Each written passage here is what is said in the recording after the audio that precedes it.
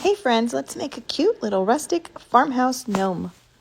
The first thing I did was find some fabric and I cut it in the dimensions of 18 inches by 20 inches for his hat. Then I got this cute little chunky wood slice that came from Hobby Lobby. Now we're going to glue his hat down. I just kind of folded and tucked it so that it was all clean in the back. Made a little opening. Put some stuffing down inside there to give it that 3D look. And now I have a paint stick. Because I didn't measure this, I just eyeballed it and cut it. I'm using some branch cutters that I got from Lowe's and cut it down to the dimensions I needed it. Then I hit it with the sanding block a little bit on the end to kind of take that little rough edge off. Then I used some Waverly paint in the color of ink and touched it up with a sanding block. Take the harshness of that black off. Now we have some drop cloth that has been painted with folk art paint in the color of Tuscany. I've cut these strips in 8.5 inches by 1 inch. I folded them in half and tied them in a knot.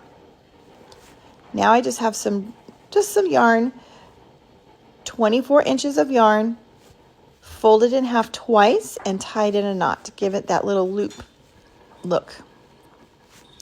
We're going to take that same paint, Tuscan by Folk Art, paint the little gnome's beard on the wood piece so that nothing shows through. Then we're going to also paint our yarn pieces, both ends. I did give this a little dry with my heat tool in between just to make sure it was dry. And now I have some greenery that I pulled off of a piece of garland that I also used that little paint on. Now, you guys, I didn't do full coverage. I just did a very light coverage. Now we're just going to glue this down to his beard on the wood cutout. And there's no rhyme or reason of how I'm gluing this on, you guys. I'm just layering, eyeballing it, putting pieces down here and there. Look how nice that turned out, you guys. I just love the little look he has.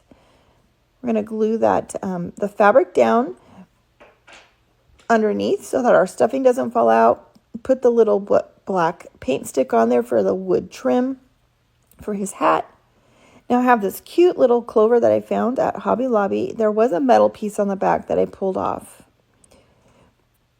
Now we're taking the sanding block to the clover. We want to make it all match. We just kind of rough the edges up a bit. Glue that right to the brim of his hat there. Add some Excelsior to the back and just love how that turned out, you guys. Now I have a piece of drop cloth that we're going to stamp the number 17 on for St. Patty's Day and glue that right to the front of his clover. We'll add a few buttons for embellishment. And that's it, you guys. Isn't he the cutest ever? I just love his little woodsy look and how he turned out with all of the different textures in that beard. So cute, you guys. Thank you so much for watching, my sweet friends. If you enjoyed this, I would love for you to give me a little sprinkle. I appreciate all of you, and you have a fabulous day.